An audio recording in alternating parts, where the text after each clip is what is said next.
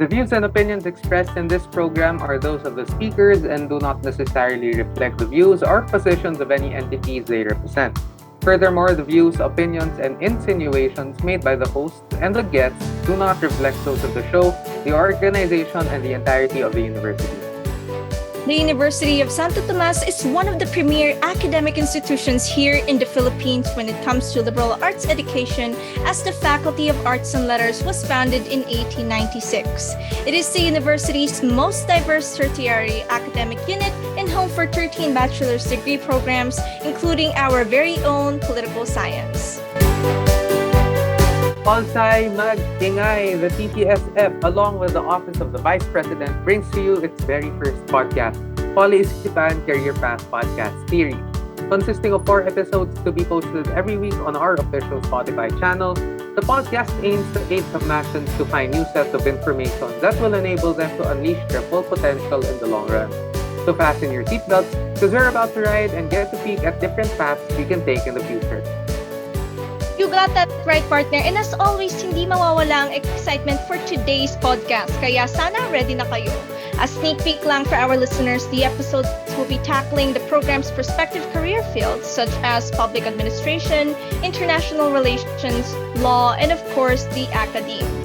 Kaya nagbabalik po muli one of your hosts, Angie, ang nag-iisang Audrey Hepburn ng Department of Political Science. Or so I'd like to think so. And together with me is no other than my plaka partner. So please, hello, Je. Hello to our listeners and hello again, partner. So I am Jeho, ang Tari Grant, sa napaka-cute kong co-host, and join us as we illuminate your journey as a political science student. We formally welcome you to POLeisipan Career Path Podcast Series. Yes naman. Thank you, Sir Grant. And of course, greetings to you guys. A very good morning, afternoon, or evening, or wherever you are, mga Spartans. Andito po ulit tayo muli. Tato yung bilang boses ng karamihan. I hope you guys had your lunch, merienda, or dinner because we're all here for the dessert. So for the meantime, get yourselves comfortable, find the ideal position or place for you to concentrate on listening to our second episode of this amazing podcast series. Grabe, partner. It's so good to be back. I agree, Ange. It's so good to be back for our second installment, and it's nice to see you again, even if despite the distance and we're just doing everything virtually. But I'm really waiting for the day we get to share our plakas talaga, really meet in person and meet physically. But for now, we just have to go through this online setup with our heads held high. And speaking of online, don't forget to like and follow our official social media accounts at UST-TPSF on Facebook and at UST_TPSF on Instagram and Twitter for you to be updated on what's happening in our beloved organization. Nakas maka-vlogger no? Pinlakis ko yan. Pwede na, partner. Pwede na. So, partner, are you excited? Because for the last few days, alam mo ba, may konting kita lang ako before we start. So, leading to the release of our first episode last week, my friends, like from Polsai ngayon, saka from senior high, they've been messaging me, they've been asking me, when yung susunod, ano daw yung susunod na itatakal natin. And of course, we have secrecy, but sige, why don't you introduce us? What are we gonna talk about today? Kasi honestly, lahat din ng mga friends ko, even people na hindi ko pa nakakausap for in a while, but they heard na merong podcast ang TPSF and they're so updated, no? Parang mas updated pa nga sa akin eh. Kaya, same here, non-stop ang mga besties natin. Kasi ka-excite nga naman ng mga pinag-uusapan natin dito sa POLeisipan. And yes, grabe, Jay, excited na ako to share our plakas with each other. Kasi baka naman, bibigyan mo ako ng isa. Joke lang. At syempre, excited rin ako with today's podcast kasi marami na naman tayong matututunan ngayon. But not only that, we get to meet another special guest with such successful endeavors to shed new light to another POLeisipan. Syempre, before we start, mental health check muna tayo. My dear Je, how are you? Well, so far the ball's rolling. Everything's doing great on my end. Things couldn't really be better, even though. And, thinking na we're almost through 2021. And in a month or so, we're already gonna be celebrating Christmas, the New Year. Then we're gonna be entering into our second year. Grabe ang isi talaga ng time. But, I always remember then na even in the good times that we have, there are also those people who are having a hard time din. Yung mga kasama natin hindi maganda yung kalagayan nila today. Either they have COVID or they're struggling with the online setup, especially with our students. So, siguro, I'd like to direct this first to our listeners. So, whoever you are, wherever you are in this world, know naman talaga that you are loved and you are cared for. And padayon lang, pero wag kalimutang magpahuway. Sabi nga nila, diba? True. Actually, you know what, partner? Share ko lang rin, within these months na, ever since the pandemic started, I know how hard it is. Lalo na I've experienced living alone. And honestly, I have struggled with COVID myself. And I must say, it's really hard to deal with it alone.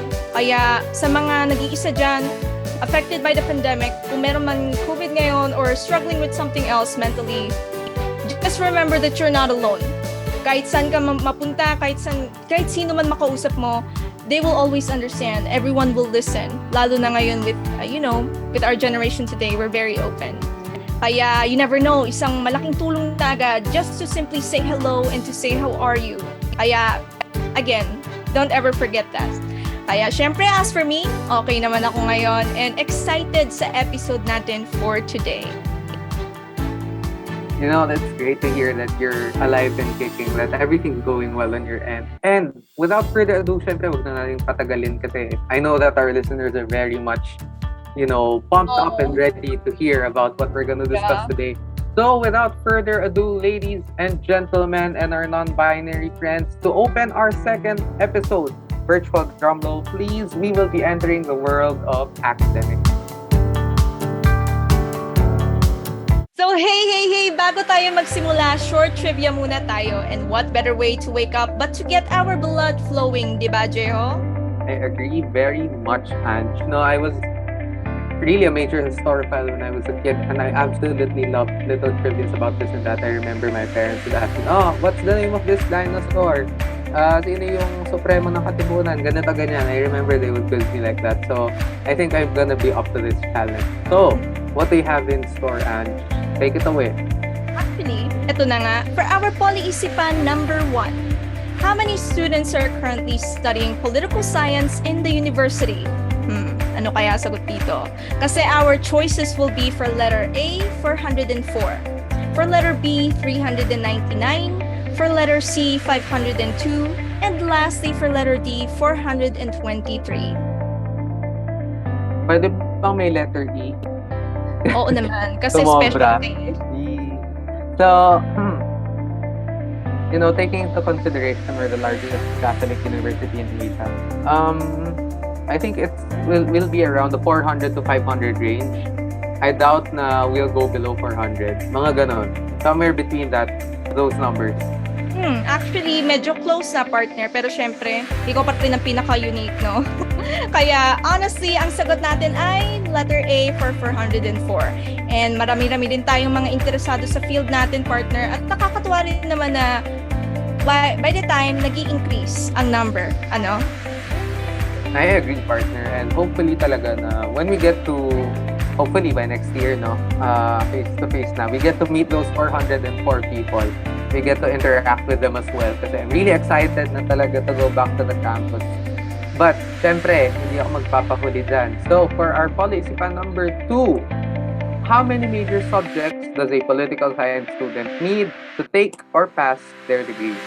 Is it A, 22, B, 24, C, 27, or D, 29? So, which is it, partner? In my case, I will stick to the choices kasi ganun talaga. Kailangan natin mag-stick by the rules. And for my answer, it will be letter B, 24. B. So, B, for magkano ang price dito? Bigay ka ng number, Ange. Huwag naman 1,000, no? Wala akong pera. Lungkot naman, no? You know, right? So, for B, tama ang sagot mo. Sinerch mo yun, no?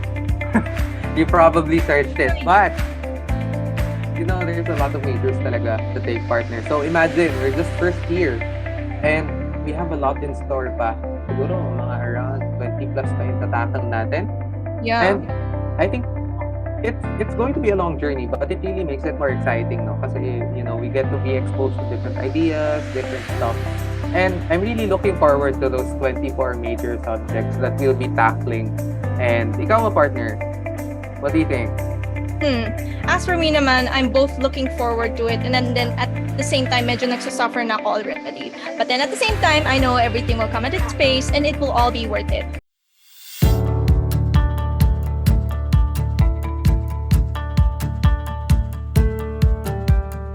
Alright, so sana medyo nagising kayo sa aming short but fun trivia. So sa mga bago nating mga viewers na nagtatanong na bakit ka ba tayo na andito? Well, guessing you guys have already listened or watched to our first episode, and if you haven't already, please do so. Kasi naandito tayo ngayon to tackle our next topic, which is what Academe is in general, as well as why and how it became an ideal track and common pick among political science majors. And so, partner, introduce mo sa atin ang first speaker natin for today. My pleasure. And now, for today's episode, we welcome a distinguished alumnus of the Department of Political Science. During his undergraduate years, he was the co-founder of the Youth Summit held in 2017, and he was also the project head of the same event as well. And not to mention, after having graduated from the program, he studied Masters of Arts in Asia-Pacific Studies under the Royal Thai Government Scholarship Awardee in Thammasat University, Thailand. Alongside this, he is now a full-time project officer in the local government academy in Pasig City since August 2021. And he is now currently a part-time lecturer here in UST since August 2020.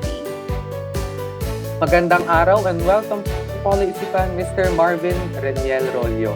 It is such a pleasure to have you both here for the second installment of our podcast series.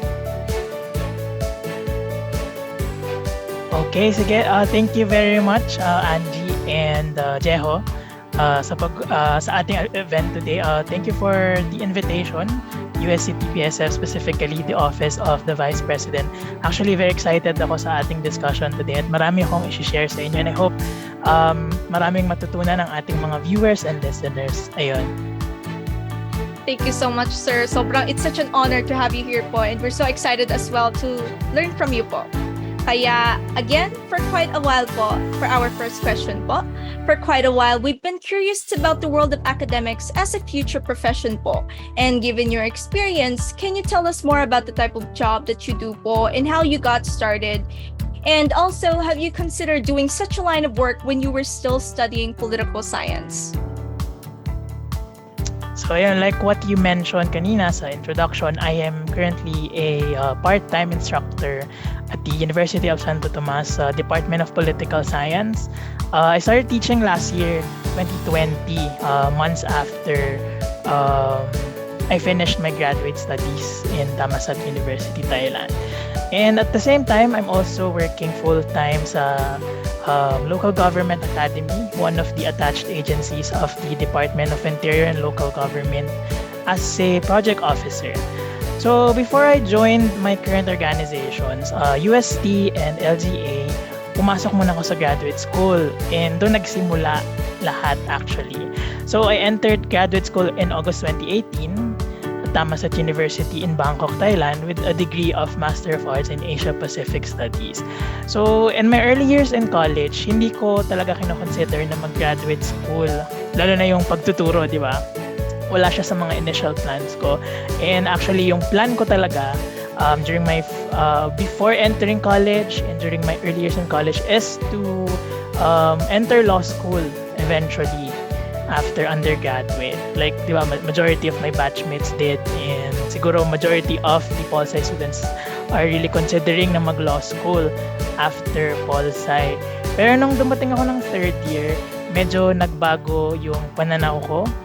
I cannot remember exactly kung saang point ko binitawan yung idea that hindi na ako mag-law school after college. But I think if I can remember correctly, it was during the semester na tinake namin yung research methodology class. So, sa mga third years and fourth years dyan. Hello sa inyo na nag-resmet ngayon. And that time, we were instructed to, yun nga, i-formulate na yung research na ipapursue namin as our thesis requirement for the political science program. So, doon nag-start yung interest ko sa development sector. Anything related sa development, specifically grassroots development. And baon ko yung idea na yun until 4th year college, nung fina-finalize na yung topic namin ng thesis partner ko. Hello Karen, if you're listening. Hanggang sa maging project head and co-founder ako ng Youth to Be Summit ng the Political Science Forum until pumasok ako ng graduate school. So, when I finished graduate school, hindi ko consider 100% yung pagtuturo. I'm aware that it's an option for me to teach kasi nga I have a master's degree. Pero it was not my goal, or if it is one of my goals, hindi siya yung most prioritized. Kumbaga.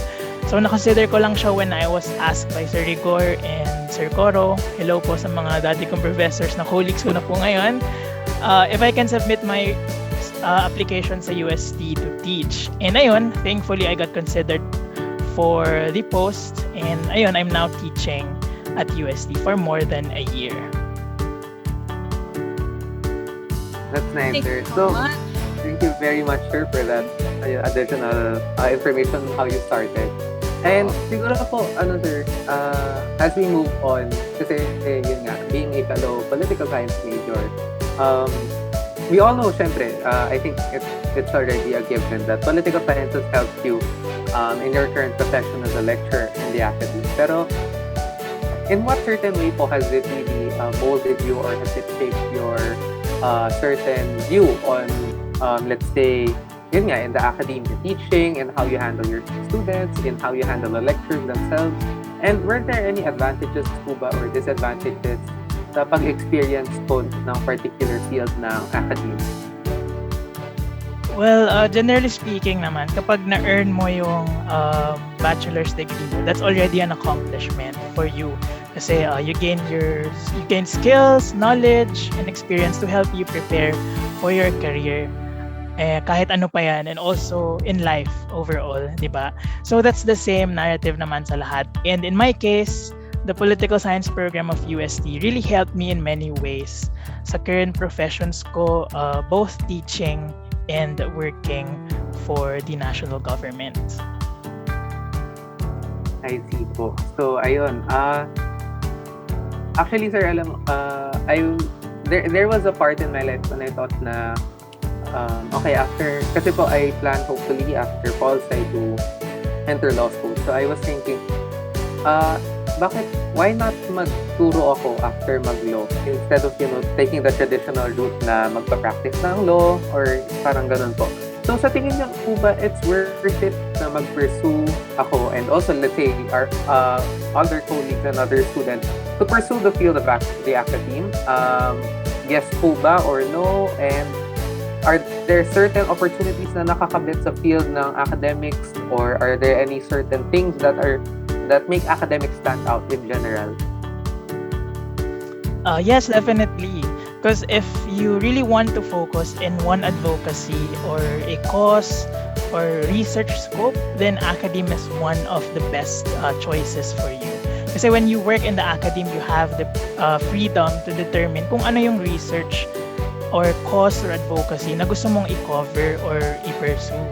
One of the advantages also in pursuing an academic career has something to do with the freedom over your time. I cannot really speak from my experience kasi nga I'm working full-time in another organization. Pero there are cases sa mga ibang full-time professors that they're free to choose how they spend their time on a daily basis. Kasi aside from their teaching load and obligations, professors and researchers get to decide kung ano yung mga projects or research ang gusto nilang i-work on each day. Normally, they're given an ample time naman to conduct their research. So, kumbaga, they're not tied to the usual 8 a.m. to 5 p.m. work somehow. And there's a flexibility in schedule kasi nga iba't iba naman yung schedule of classes and iba rin naman yung projects that professors handle. And finally, the best part in teaching, I would say, is the mentoring part. Because teaching gives you the opportunity to inspire your students and make an impact by sharing what you've learned to others. And that's really rewarding kasi you get to watch your students grow and learn. And at some point, kapag nakatapos na yung students mo ng pag-aaral, sometime in their lives, the students will remember you for the contributions you made in the development of their career and personal growth. That's nice, sir. Yun nga po yung part na teaching gives you an avenue to mentor others. So it's like giving back din po to the community, no? And that's really nice po na kasi yun nga talaga, when you become a teacher, when you become a mentor, it's not really about being the boss. It's about being a leader na syempre, you help your students, you mold them along the way. And siguro, sir, yun nga po, you also mentioned the being part-time and full-time in the academe. So, medyo, sir, kasi po karaniwan na napapansin din na sa mga nagtuturo sa university, meron din silang job outside, let's say, their profession in the professorial act. So, tulad ninyo, sir, you're a full-time project officer habang part-time academic lecturer. So, ano po ba ibig sabihin nito sa academic field? Kailangan po ba talaga na more than one job? Do you have to juggle 2 jobs, 3 jobs pagdating sa academics? Or being a full-time professor will already, let's say, suffice to the allowance or the wage po na binibigay? When it comes to the implication of having 2 jobs, and sa case ko, di ba, one is a full-time job sa government and a part-time job sa academe. It's a matter actually of putting theory and practice together. On one hand, I teach students about the theoretical perspectives of different matters. Mas expose ako sa different principles, ideas, and concepts behind a thing. On the other hand, napapractice ko naman yung mga theoretical perspectives na yon sa aking full-time job sa government. And doon na-apply ko naman yung mga natutunan at tinuturo ko from the political science program going to the world outside of the academe. And salary-wise, of course, dahil dalawa yung job mo, ibig sabihin, mas mataas din yung makukuha mo in a month. So that's also one of the advantages of having a full-time job and having a part-time job on the side. Thank you so much, sir. Actually, I couldn't agree more with everything that you've said. So far pa lang po, first question pa lang po natin yun. I've already learned a lot. Kaya you are a living proof of you never really stop learning po talaga. And it's not about the salary, it's not about the money. It's basically about the learning and the teaching at the same time. Kaya again, thank you for that question, sir. And for my question naman po, how has studying political science aided in your career as an academic lecturer? First and foremost, studying political science really prepared me sa pagpasok ng graduate school. So before pa ako maging professor, kasi kailangan mo nang mag-graduate school kasi it's one of the requirements. And malaking bagay yung mga major subjects na tinake ko sa UST-Poli. Di ba na-mention yung kanina sa trivia? Sana na-note yon ng ating mga viewers and listeners na meron iba't ibang Poli majors na iti-take ang mga students ng political science. And malaking bagay lahat yon sa pagpasok ko sa program ko sa Tamasat University. Kasi yung program ko is really one of the multidisciplinary programs na ino-offer sa university. And it's really a good thing na yung Poli, yung mga major subjects that it offers to the students, naging malaking tulong sa akin kasi exposed ako sa iba't ibang major subjects, iba't ibang ideas, iba't ibang theories, ganyan. So I was able to bring that to my graduate school. So eventually, yung mga natutunan ko from Poli program to the graduate school, of course, it was sort of combination.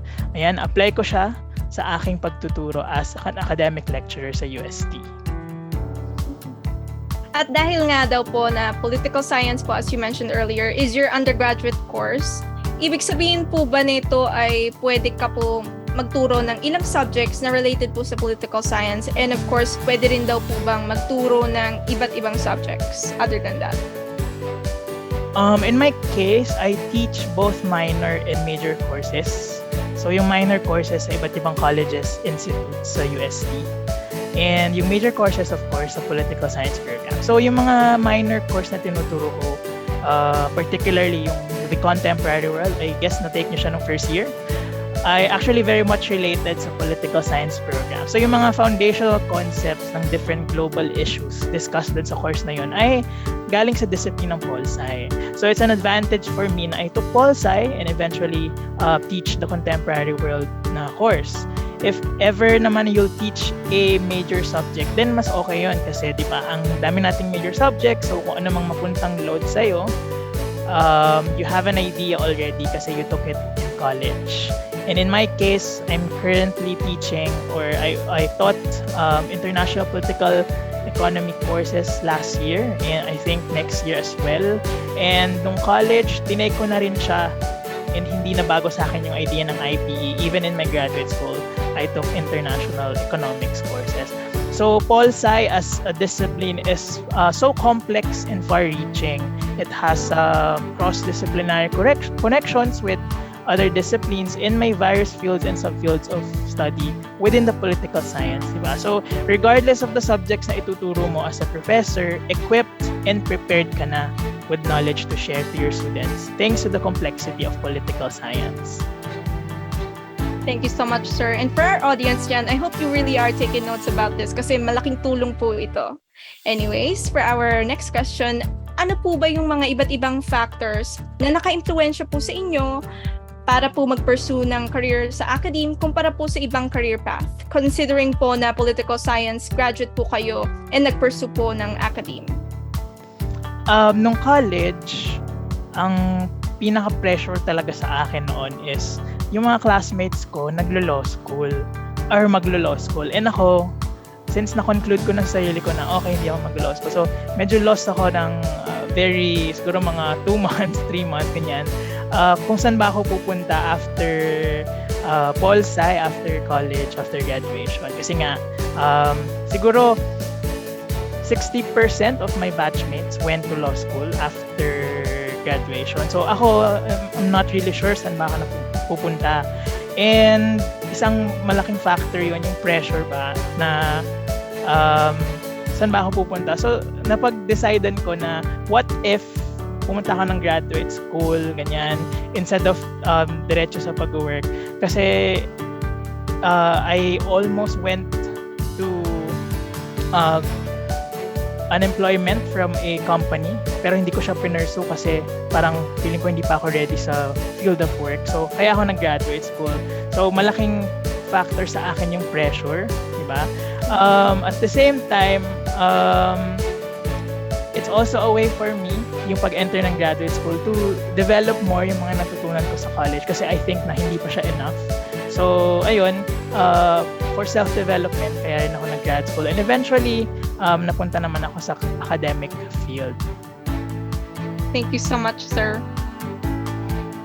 So, yun. Thank you, sir, for that. We'll be moving on to the next question.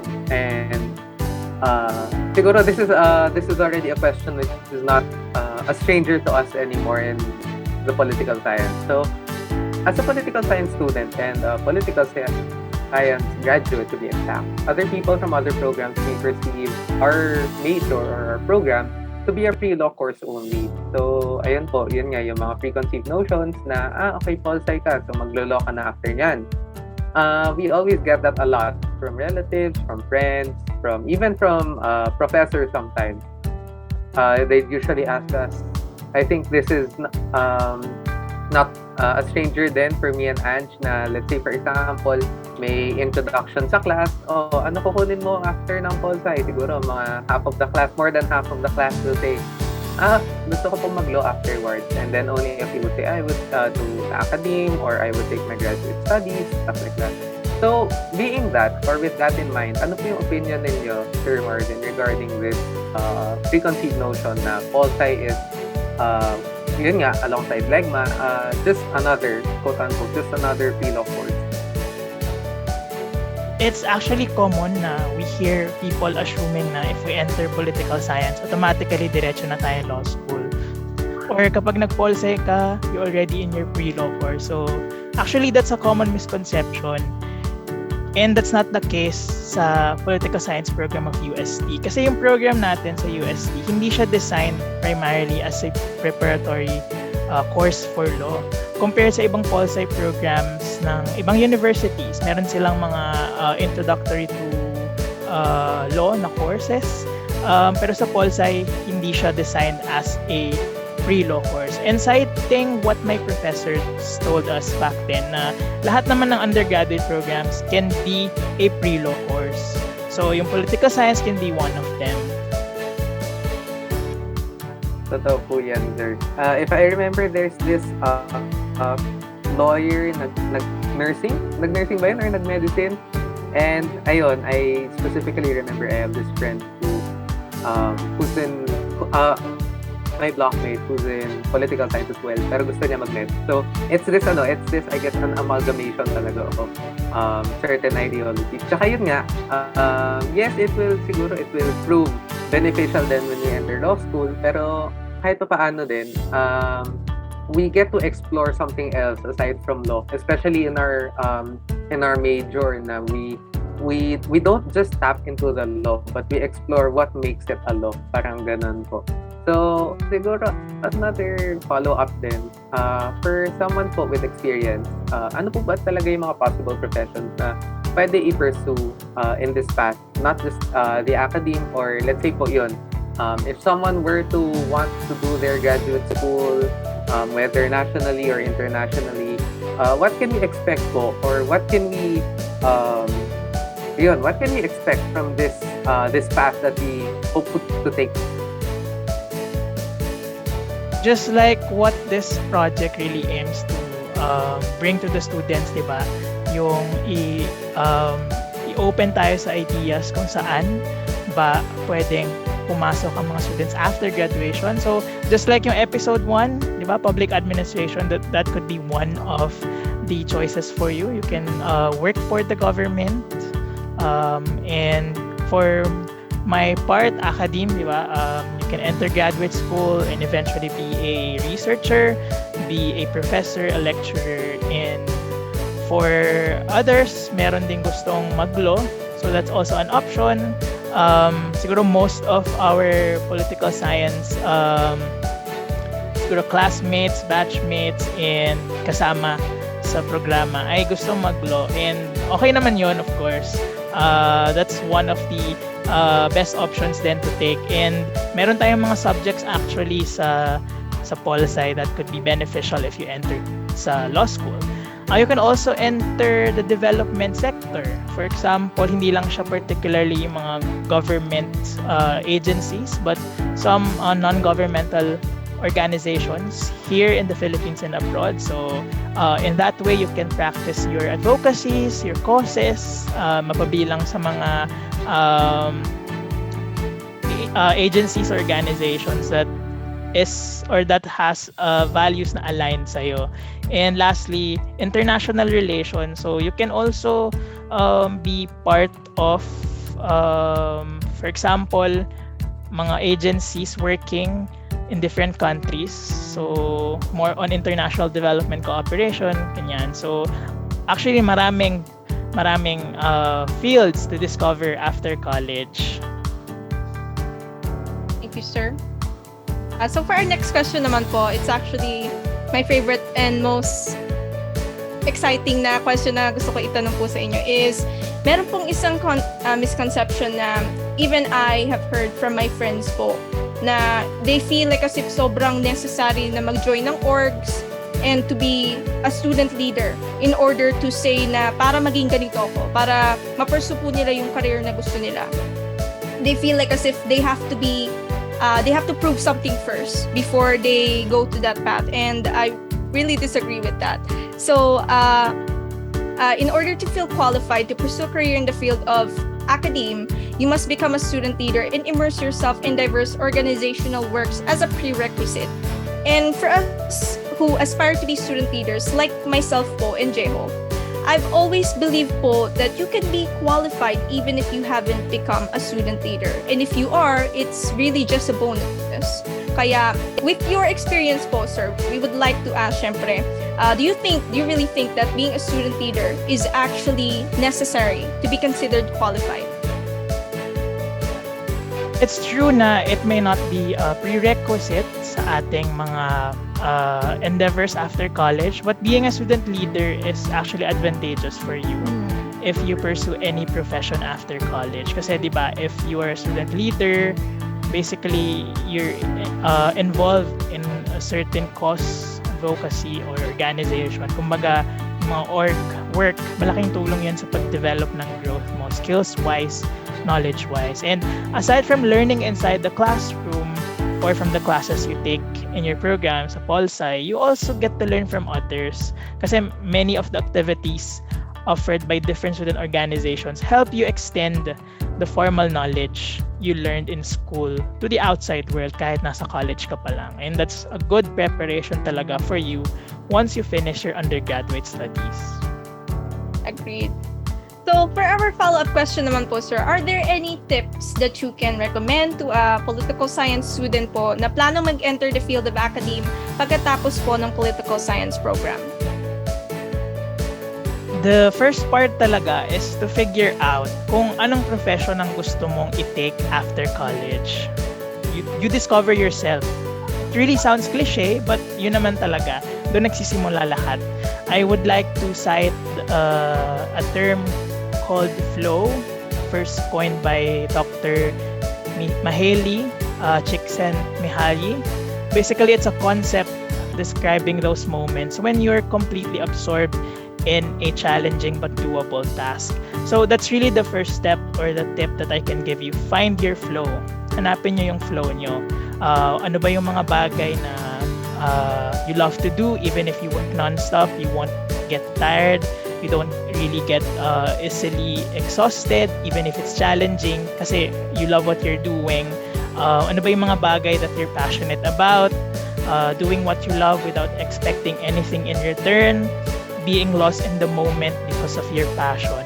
Regardless of kung ano mang track or career yung gusto nyong i-pursue in the future, think of something na sa tingin nyo ay magpapasaya sa inyo, and it may start kung ano mang causes yung ina-advocate nyo. In my case, I found my flow or kumbaga yung purpose ko in life. Ang deep, di ba? During my last year in college, and mas na-intensify siya during my graduate studies. So, di ba, kanina na-mention ko na I was supposed to pursue law school, pero dahil na-introduce sa akin yung idea ng development during my third year and fourth year years in college, doon lang pumasok sa akin yung idea na mag-pursue ng development track nung nagsusulat na kami ng thesis namin, which is about the assessment of collaboration of different government agencies in the Philippines in implementing a project related to the provision of water sources in rural areas in the country. So eventually, nadala ko yung idea na yon sa aking thesis sa graduate school. I wrote about the collaboration of local governments from different countries in providing development project in the rural sector. So yung flow ko, if nakikita niyo yung pattern, is really about being of service to people, specifically the rural development, the sector of rural development, and also yung agricultural development, and most importantly, grassroots development, kasi doon naman nag-start lahat, right? Kahit na ayusin kung sino mang nakaupo ang problema in the national level, mas importante na ayusin and address the root causes. So, my flow, eventually my advocacy in life is about grassroots development. So, yun yung naging purpose ko in life. Thankfully, na-discover ko siya nung college, and I really hope na sa ating mga listeners, kung third year or fourth year ka man, or even if you're first year, second year during your exploratory stage, ay na-discover mo na yung flow mo in life, kung ano ba yung purpose na gusto mo sa buhay mo. Tama po yun, sir. Actually, it's a really beautiful advice po na it's not wrong to take your time. Take your time, find yourself first. Kasi if you're going to rush things and hindi mo pa fully nadidiscover ang sarili mo, you might end up in a certain path that you'll not be very happy at. Kaya, again, I hope our audience is listening to this kasi it really is quite touching my heart already. Kaya, okay, back to our question naman po. Follow up. As mentioned po earlier that you took and finished your Masters of Arts in Asia Pacific Studies in Thammasat University in Thailand, which is known for being a prestigious public research university po. And necessary po ba kumuha ng higher degree maliban po sa bachelor's to pursue a career in the academe? And may perks din po ba kapag galing sa prestigious university overseas? If you're going to teach sa college, most of the universities in the Philippines require a master's degree bago ka makapagturo. Pero if you really want to teach naman, like junior high school, sometimes or most of the time okay na yung bachelor's degree, advantage lang yung master's degree. But for other education, like yung secondary and primary education, of course, kailangan mo na doon ng license to teach, right? In my case, I took master's degree and then eventually nagturo ako sa UST, and I finished my program sa abroad, Thammasat University. So maybe you're wondering paano ba ako napunta doon, di ba? After studying 4 years sa Pilipinas, tapos bigla ako napunta sa ibang bansa. So initially, nung 4th year ko in college, I am eyeing for the Korean Government Scholarship Program na ngayon ay GKS na, or Global Korea Scholarship. Kasi I'm a fan of popular culture in Korea and also their history, ganyan. So that's my initial plan to study in South Korea. Pero unfortunately hindi ako natanggap dun sa in-applyan kong university. Noong araw na naglabas sila ng results, I remember that's April 9, 2018. Medyo malungkot ako that day kasi, di ba, matagal ko nang ina-eye yung graduate school in Korea, tapos in one rejection email, nagbago lahat yung, or naapektuhan lahat yung plano ko in life. And sobrang frustrated ako, naghanap ako ng ibang scholarship sa website. And bago pa ako mag-search, nakita ko agad sa Facebook na may isang sponsored ad na about sa Thammasat University Master of Arts in Asia Pacific Studies program. So, before going to that school, hindi ko talaga alam yung MAPS program, yung program na yon, yung university na yon. I'm not aware kasi hindi rin naman ako talaga aware sa mga universities in Thailand. Alam ko lang yung number 1 nilang university, which is Chulalongkorn. So, tinry ko siya out of frustration na din, kasi nga hindi ako natanggap sa Korea. Maybe nandito talaga yung life ko after college. So ayun, nagpasa ako within that moment ng requirements. Good thing, napakadali lang nung application that time. Google Forms, and then submit lang yung mga scanned copies of documents. So nung pinasa ko siya, hindi ko inisip na matatanggap ako kasi nga baka maraming nag-a-apply at the same time, just like yung nangyari sa Korea Scholarship. Baka marami nag-a-apply, or baka marami silang kino-consider na ibang students, or kung yung mga i-consider nila mas may experience, kasi sino ba naman ako, fresh graduate lang ako. So hindi ko talaga iniisip na makukuha ako doon. By the time na babakmas na kami sa UST, baccalaureate mass, that's May 2018. Nag-announce sila na I'm being considered for the scholarship position. So, nagulat ako kasi hindi ko naman siya ina-eye. So, parang lumabas sa akin kapag talaga hindi mo ina-expect yung bagay, yung pa talaga yung darating sa'yo, right? So, natuwa ako, of course, na-excite ako. Kaya, during the backmass, nag-ayos ako ng requirements.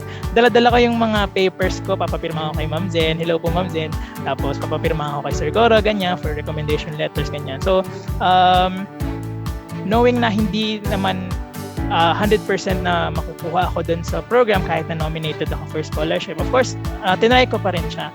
And then, graduation na, wala pa rin silang news, June 2018.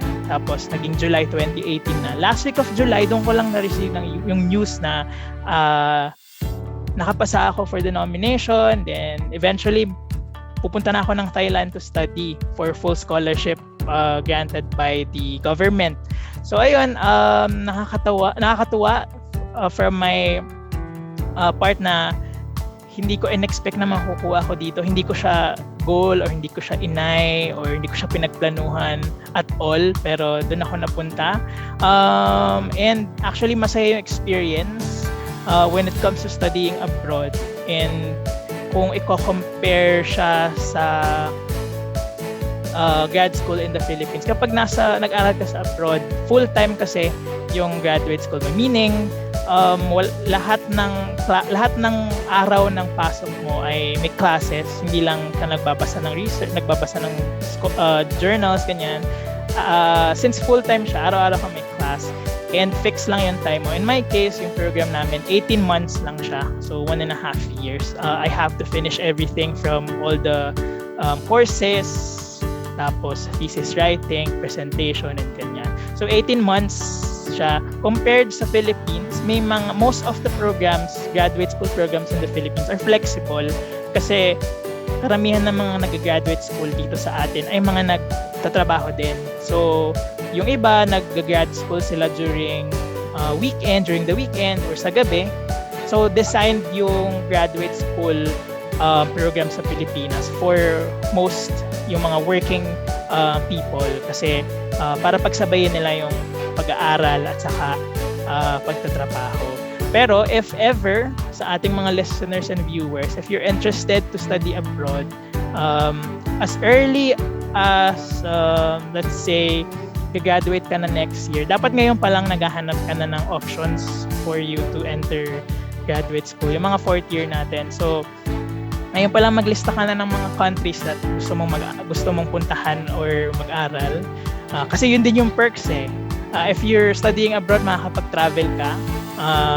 Lalo na sa Thailand, it's connected to different Southeast Asian countries. So, nasa gitna lang siya, di ba? So, makakapunta ka sa ganito, sa ganyan. So, that's one of the perks. So, yung mga fourth year students natin and yung mga ibang levels na nakikinig sa atin ngayon, if you really want to study graduate school, as early as possible, maghanap na kayo ng options for scholarship.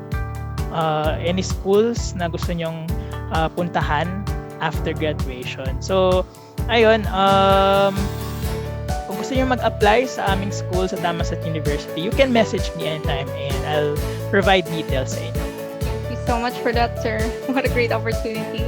Actually, sir, naisip ko na while you were telling your story, it really is nice that everything really does work in the end. No matter how difficult it gets, talagang kung ano yun sa'yo, talagang lalapit sa'yo. And I know someone who had encountered the same situation in which where nag-apply siya and then hindi siya natanggap, but then hindi niya ina-expect, hindi na siya nag-look forward dun sa second choice niya, but then ayun yung umaksep sa kanya with bigger, more opportunities and benefits. Kaya it's so nice to, encounter such story talaga that you will connect with. Kaya again, thank you, sir. And for my last question, sir, what do you think po are the differences and similarities when taking a master's degree locally and overseas? Malaki po ba talaga ang effect nito sa career path ng isang political science student, especially po sa mga tatahak po ng academic career path? So, yung graduate school abroad, again, I mentioned na fixed siya. So, kapag nag-apply ka for a scholarship, automatically pati yung graduate school duration is fixed already. So full-time kang mag-aaral ng graduate school. And lalo na kapag abroad, you cannot work while studying kasi nga may scholarship contract ka na isa-sign. So bawal kang mag-work abroad while studying. So you have to focus sa pagsusulat ng thesis mo sa pag-aaral ng graduate school. Sa Philippines, very flexible and convenient sa mga nagtatrabaho ang graduate school kasi na-mention ng guest last episode, si Kiko, na kapag gusto mong assume ng higher positions in the government, malaking requirement din yung graduate school. So, yung mga gustong mag-assume ng higher positions in the government, so habang nagtatrabaho sila sa government, nag-aaral sila at the same time. So, designed for working people yung graduate school programs sa Pilipinas, most of the programs. Pero of course, meron din namang mga full-time programs dito sa Pilipinas. But another siguro difference, hindi na siya related sa academics. Again, the opportunity to travel, di ba? Kapag nasa abroad ka, malaking bagay na you can travel habang nag-aaral ka kasi nasa ibang bansa ka, di ba? Take that opportunity na, di ba? Sayang naman. And ngayon nga lang, ngayong pandemic, very unfortunate sa ating mga students na nag-aaral abroad, hindi pa sila makalipad abroad, hindi sila makapunta dun sa schools nila kasi nga because of the travel restrictions. So it's not the best time siguro to enter graduate school around this time habang may pandemic kasi baka most of your classes will be online. Pero meron namang mga schools that will require you to go to the university and study there, or if hindi man require na pumunta sa university, at least pumunta sa country of the university para doon mag-take ng online classes. Yes po. Actually, good point taken there, sir, na in the midst of all the hard work, take the time to enjoy yourself. Even if kung gaano kahirap ang lahat, don't forget to give yourself time and to enjoy. And of course, enjoy it. Kaya, take it up. Take it with you, partner. Yeah, totoo yun. I agree, partner. We just have to enjoy it. Yun nga. It's cliche man, pero we just have to trust the process. And siguro, sir, our last major question po, and a few follow-ups after that. In your vast experiences in managerial and leading positions and being greatly involved in organizational work as well, how can a student effectively shape their leadership and managerial skills? And may advice po ba kayo na mabibigay to our POLSci students who are afraid of taking up leadership positions? Siguro, one advice that I can give is to start small by joining organizations and surrounding yourself with the right people. Di naman automatically, di ba, na pag mag-join ka ng isang organization, you'll already assume a leadership role agad-agad, di ba? What makes a journey exciting is you see yourself grow from being a member to becoming a leader. So challenge yourself to learn something new every day. Build relationships and position yourself as someone others can depend on. That's nice. Kasi ano din po, I guess I could relate to this question kasi I'm currently a first year batch rep po here sa PPSF. And yun nga, sometimes talaga it took me a while I debated upon myself whether I was to enter na agad or if I siguro kahit mga second year para at least kahit paano mag-settle in. Pero yun nga, it's really up to you and how you manage then your time. And sir, dahil nabanggit na din kanina na meron pa kayong background in both the academe and public administration, has it ever once entered your mind po na mag-politics or pumasok sa politika? Actually, may naalala kong instance back in college nung first year ako. Syempre, intro to Pol 101, right? Tinanong kami ng professor namin, si Empress. Hello, Empress.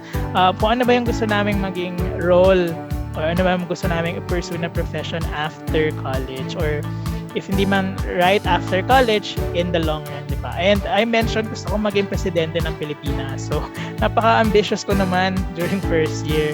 So, doon yung idea na pumasok sa akin na gusto ko magpolitika. Pero right now, that I found my flow, di ba, to be of service to people, I don't really need to be in the position sa politics na magkaroon ng position para makatulong sa mga tao. I could be part of an organization na may ina-advocate na causes. So, for me, I think that's enough already. Hindi ko na kailangan pumasok ng politics para maging service to people. So, I guess wala na akong plans to enter politics in the future, and I'm already happy kung nasan man ako ngayon. That's nicer. Yun nga, kasi we've all had that moment in our life when we wanted to be either president of the Philippines or ay gusto ko maging mayor. I mean, especially when we were still small kids na we'd see the prestige in being leaders and such. Pero yun nga, as we develop and as we grow older as well, we start to really see the bigger picture. Na yun nga, you don't have to be a politician to help. You don't have to be someone in a high place to help. Even as a student nga, we can already make a difference in little ways. Yes. And our last question, sir, ano po? Sa tingin niyo po, what separates the field of politics and the academe? Are there any aspects na common? Are there any things that separate the both? Are there any things that interconnect each field? Now that I'm working in the government and in the academe, diba, sabay ko siyang pinipursue right now, napansin ko din na it's really a matter of putting theory and practice together. So, yung theory coming from the academe and practice to the government side. So, I guess nagmi-meet sila at some point na yung mga napag-aralan or natututunan or yung tinuturo ko as a professor ay na-apply ko sa government. And that's really one of the things na I could say na beneficial sa akin sa personal growth ko, that I can really see the two sides of the coin, kumbaga. Napapractice ko both yung pagtuturo at pagiging part of the government. So, I guess there's common features sa kanila, nagmi-meet sila at some point, and kung ano mang mangyari in the future, kung whenever there's a time na isa lang yung ipapursue ko, I'm not really sure, I cannot give up one. So, ayun, kung may mga nakikinig man sa atin that in the same situation, or yung mga listeners, viewers natin na thinking of having two jobs in the future, it's okay lang siguro na i-balance natin siya at some point and see kung saan sila mag-meet na common place.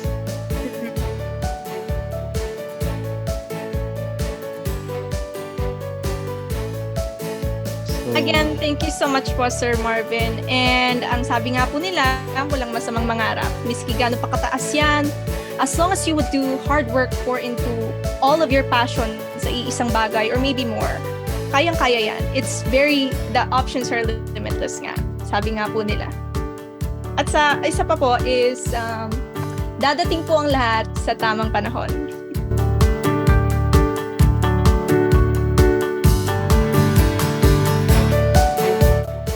All great things, our podcast is coming to an end. But before we formally end this episode, we would like to hear the reactions or insights of the current political science student, Mr.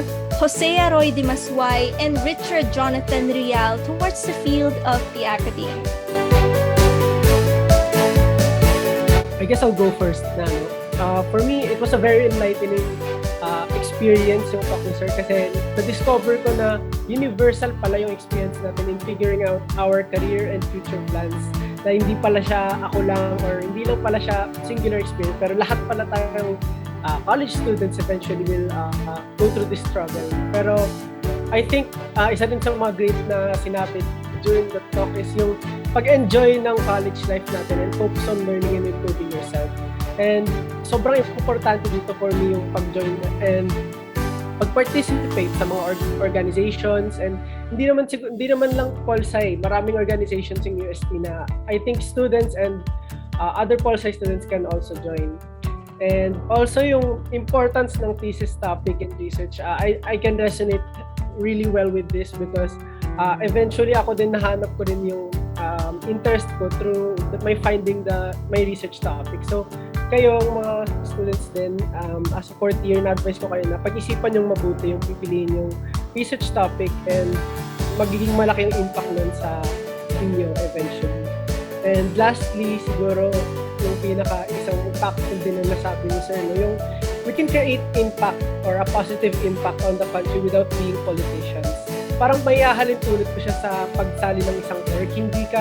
Kahit hindi ikaw yung president or vice president, kahit staff ka lang or member ka lang ng isang committee or committee head, sobrang pwede ka pa rin makapag-contribute greatly sa isang organization. And even contribute greatly to the learning of your students. Halimbawa na lang itong project na to or itong mga host natin, nakikita nyo naman meron silang nadadalang something different, something new, something fresh na makakapagbigay ng clarity and enlightenment sa students ng political science. And thank you for inviting me here, and I really enjoyed this.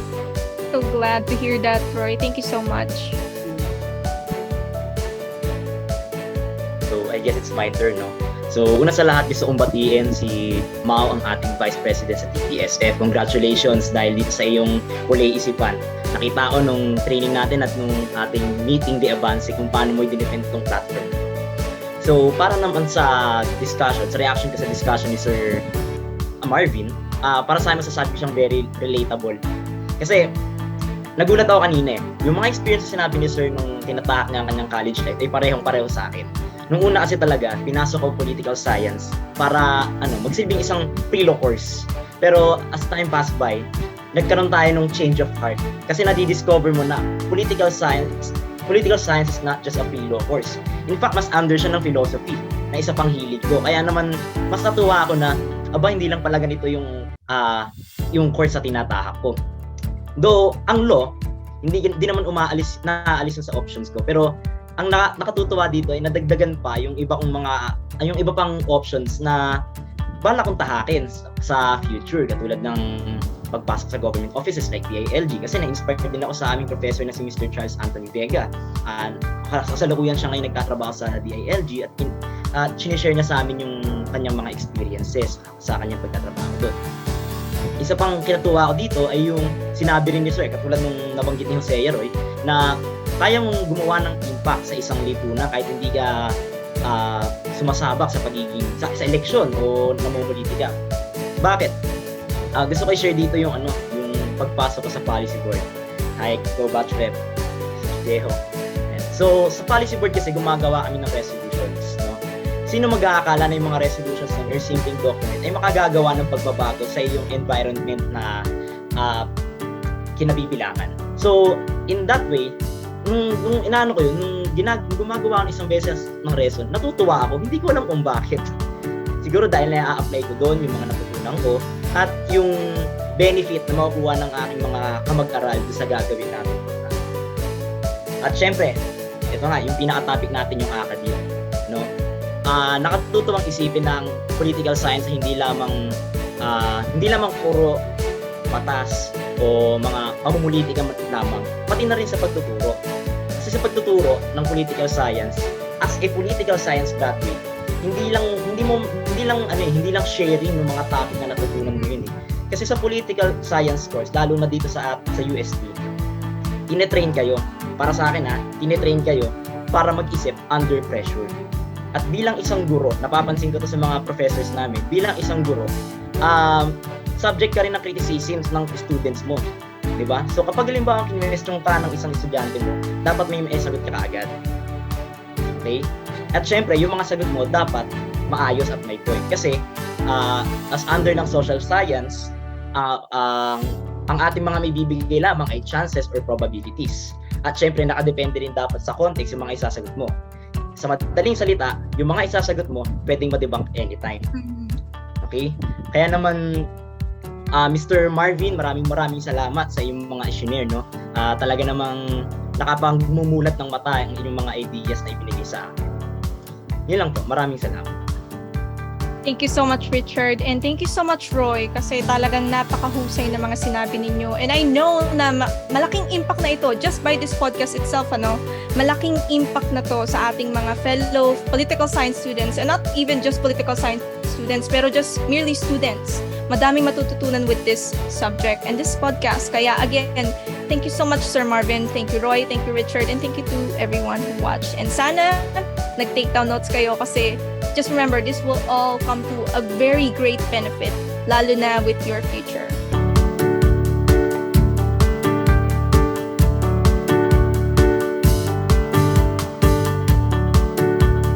And now the question is, ano ba talaga yung mga natutunan natin with this episode? Or much better, has this episode piqued your interest in pursuing a career in the academe after earning your bachelor's degree in political science? So partner, what are your thoughts? Alright, so for my conclusion and my reflection, Sir Rollo gave a really wonderful talk about the Academe, and yun nga, connecting it to what I hope to do after I graduate is yun nga, hopefully after POLsci, 4 more years in law, after 4 more years in law, I plan to hopefully be in the Academe. And siguro, I'd like to focus on on 3 points that Sir Marvin said.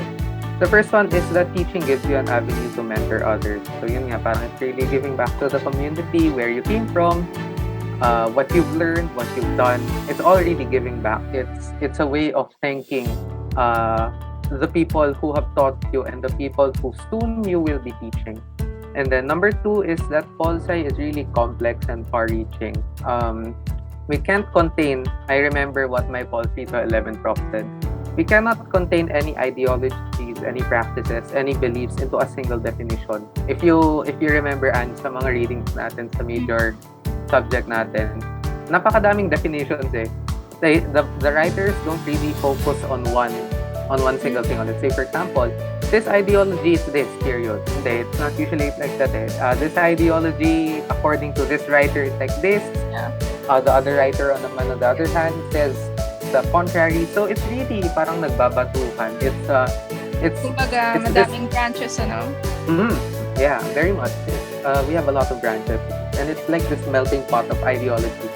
Pol-Sci is, it's been known to be very analytical. It's been known to be very wordy. But the way that that wordiness goes as we progress further into the discipline is that we soon learn that wordiness will actually help us mold what we think of or how we really think in life. As Kuya Jonathan said kanina, parang mas malapit tayo sa philosophy. Na in a sense na we really ask questions. We don't just stick to what is written. We ask questions. We investigate. Bakit kaya ganito yung pag-iisip natin? Or bakit kaya ganito yung ginagawa natin? And really, it's this, it's really up to you. It's up to the reader then to digest. And siguro for our last one, straying away from, what Pol-Sci is and stuff like that, is yung sinabi ni Sir Marvin about flow, na it's when you're really absorbed in a challenging task. So siguro, yun nga, first years, medyo relaxed. We're a little, our readings aren't that heavy as compared to our seniors. But if we really see that we enjoy a certain thing, or we really see that we're absorbed in, let's say, this certain book that was given, or absorbed in this certain work, we soon find, or we soon tend to see that we are now really accepted, or we are really absorbed into political science. We are now political science students. And I guess it's an eye-opener for me then, kasi really Pol-Sci is this, for me, it's my, how should I put this? It's my go-to. I wouldn't say it's my go-to, but it really has everything that I was inclined to before in junior high and elementary. It has history, it has law, it has philosophy. And siguro yun nga, being just the first year, we have a lot to discover. We cannot simply nip it in the bud yet. We have so much to learn, so much things to do. We have a lot of things really to pass through for another 3 years in college. And wherever we go na lang siguro, yun nga, whether we focus on the Academe, whether we go to law, whether we focus on public administration, or whatever our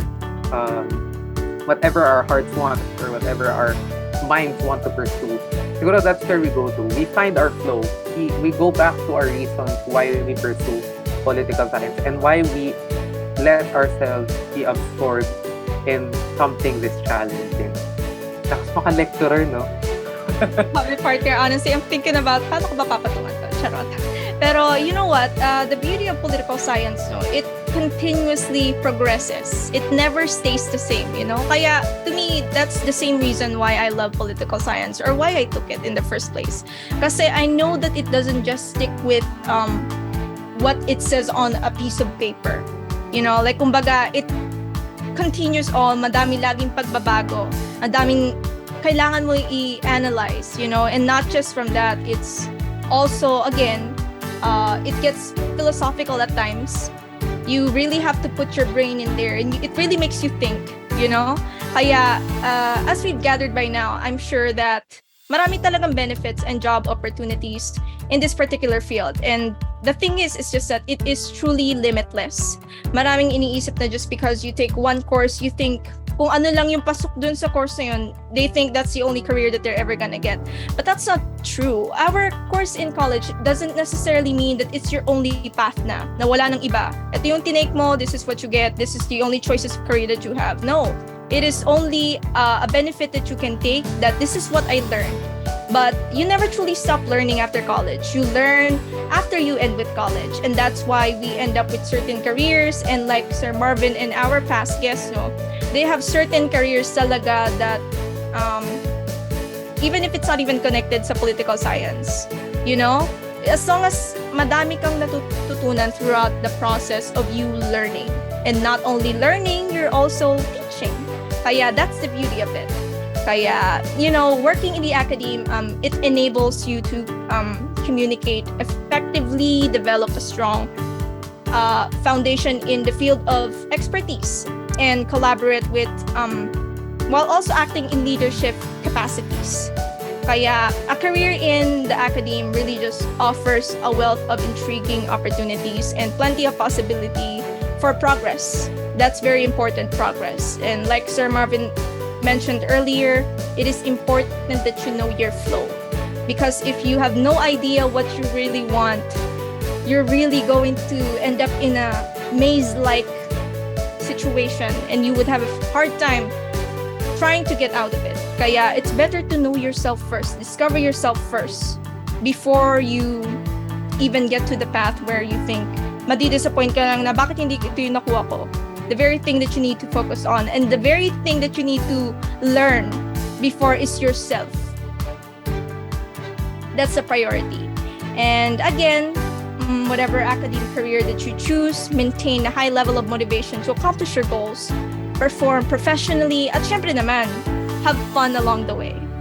Kaya, I agree, partner. Totoo yan. And siguro, let's just hope na lang for the best. Lalo na yun nga, you and me are both first years. And we have a long path to take. But the important thing is that we, sabi nga nila, we enjoy the view.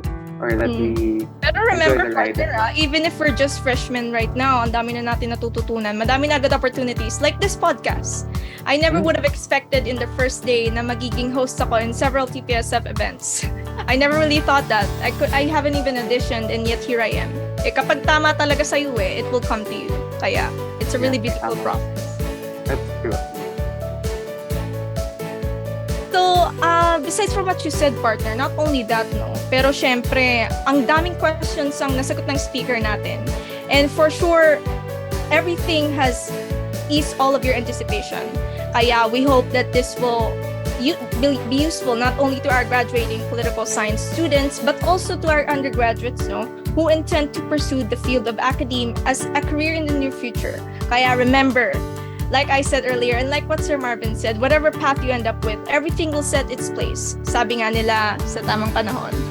Kaya, laban lang, Spartans. So, as we wrap up, and syempre we have to hear again from our speaker. Sir Marvin, may mga ano po ba kayo? Anything to add?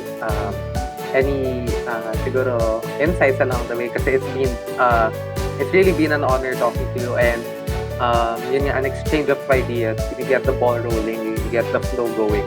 And yun po, may gusto po ba kayong i-add or i-plug? First of all, again, maraming salamat sa invitation from the Office of the Vice President of the Political Science Forum, sa inyo, Ange and Jeho, and sa ating panel reactors kanina, sina Roy and Richard. Kung isasum up natin yung discussion natin into one sentence, or if ano ba yung best advice na pwede kong maibahagi sa inyo, it's really to find your flow. Ano ba yung mga bagay na you're passionate about. Sige, given na that your first 2 years in college are exploratory stage, understandable na you're figuring out things, ganyan. Pero pagdating na third year, that's when you start to really set standards, goals, and aspirations and live up to them. It doesn't matter if hindi pa talaga yun yung final career track na identify mo during your latter years in college, but at least it's based sa flow mo. So, kung ano pa talaga yung gusto mo. Kasi along the process, a lot of things will change. But at least, you know how to stick to your core. It may not be applicable for some of the people due to certain circumstances. May iba't iba tayong pinagdadaanan, di ba? But it's really best if we start figuring out ourselves during college pa lang. And wag na nating hintayin matapos yung college years for you to find your purpose in life. But at least after college, di ba, you're ready for the battles of life.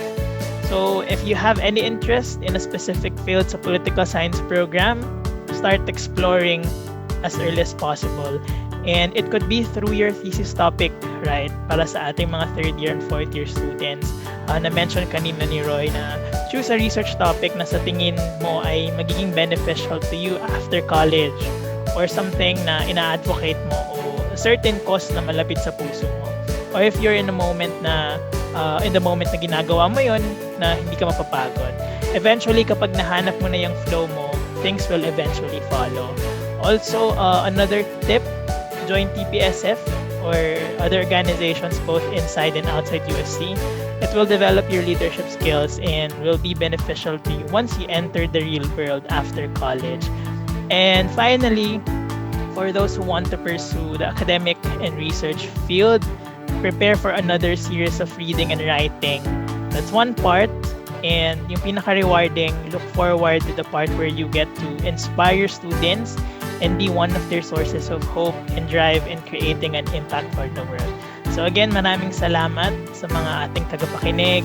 Thank you sa ating OVP ng TPSF, and I hope you'll stay safe, and we hope to see each other. Let's see each other after the pandemic sa ating face-to-face classes. Thank you. Thank you so much, Sir Marvin. Thank you so much, It's been an sir. honor. And that is that. Angie, grabe, another day and another podcast successfully done. We do hope the podcast gave you new insight about the different professional paths you can pursue. And siguro we can safely say na we've opened a few doors and answered new questions in the field of academics as well. Tama ka dyan, partner. And not only that, no, pero syempre, ang daming questions ang nasagot ng speaker natin. And for sure, we've eased your anticipation.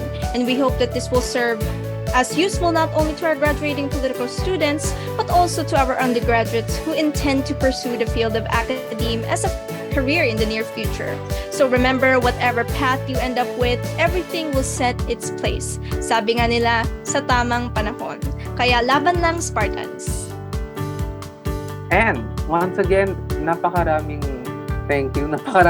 Very, very big thank you to Mr. Marvin Renelle Rollo, and of course, sa mga tagapakinig natin for the time to listen to our second episode. Tune in to our next episode when we talk about the field of law. Nako, partner, feel ko madami makikinig dito. Only right here on POLeisipan Career Path Podcast Series. And again, don't forget to subscribe to this podcast on Spotify for our upcoming episodes. And if you haven't followed and liked our social media accounts at UST-TPSF on Facebook and at UST_TPSF on Instagram and Twitter, huwag kayong magpapahuli. Like my partner said earlier, madami pa po tayong pag-uusapan on our next episode.